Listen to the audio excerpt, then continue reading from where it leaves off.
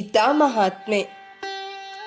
ಸಮಾಜದಲ್ಲಿ ಶ್ರೇಷ್ಠರಾದವರು ಯಾವುದನ್ನು ಆಚರಿಸುತ್ತಾರೆಯೋ ಇತರರು ಅದನ್ನೇ ಅನುಸರಿಸುತ್ತಾರೆ.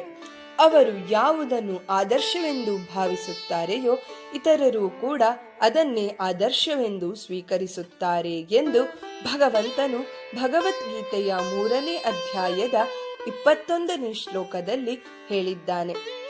ಯದ್ಯದಾಚರತಿ ಶ್ರೇಷ್ಠಃ ತತ್ತದೇವೇತರೋ ಜನಃ ಸ ಯತ್ ಪ್ರಮಾಣಂ ಕುರುತೆ ಲೋಕಸ್ತದನುವರ್ತತೆ.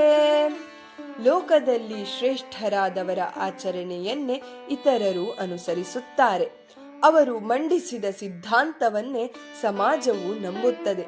ಯಾಕೆಂದರೆ ಸತ್ಪ್ರವೃತ್ತಿಯಿಂದ ಅವರ ಶ್ರೇಷ್ಠತೆಯನ್ನು ಅರ್ಥ ಮಾಡಿಕೊಂಡು ಅವರ ಆಚರಣೆಗಳನ್ನು ಅನುಸರಿಸಿದರೆ ಶ್ರೇಯಸ್ಸು ಕಾಣಬಹುದು ಎಂಬುದು ಅವರ ನಂಬಿಕೆ.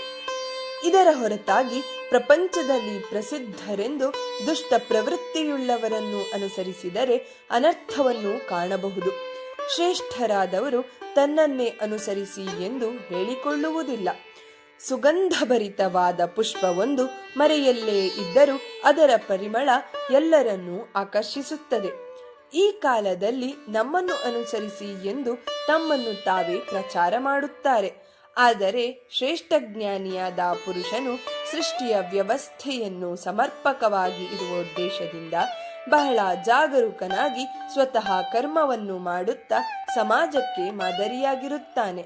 ಆದುದರಿಂದ ಜ್ಞಾನಿ ಪುರುಷರು ಬಹಳ ಎಚ್ಚರಿಕೆಯಿಂದ ಯೋಚಿಸಿ ಕರ್ಮಗಳನ್ನು ಮಾಡುತ್ತಾ ಜನರ ಶ್ರದ್ಧೆ ಸದಭಿರುಚಿಗಳನ್ನು ಪ್ರೋತ್ಸಾಹಿಸುವ ಸಂಕಲ್ಪವನ್ನು ಮಾಡಬೇಕು ಎಂಬ ಭಾವವನ್ನು ಭಗವಂತ ತೋರಿಸಿದ್ದಾನೆ. ಒಟ್ಟಿನಲ್ಲಿ ಅನುಕರಣೀಯವಾದ ವ್ಯಕ್ತಿಗಳು ಹಾಗೂ ಅವರ ಶ್ರೇಷ್ಠತೆಯನ್ನು ಗುರುತಿಸುವಲ್ಲಿ ಎಡವಬಾರದು ಎನ್ನುವುದು ಸಂದೇಶ. ಹರಿ ಓಂ.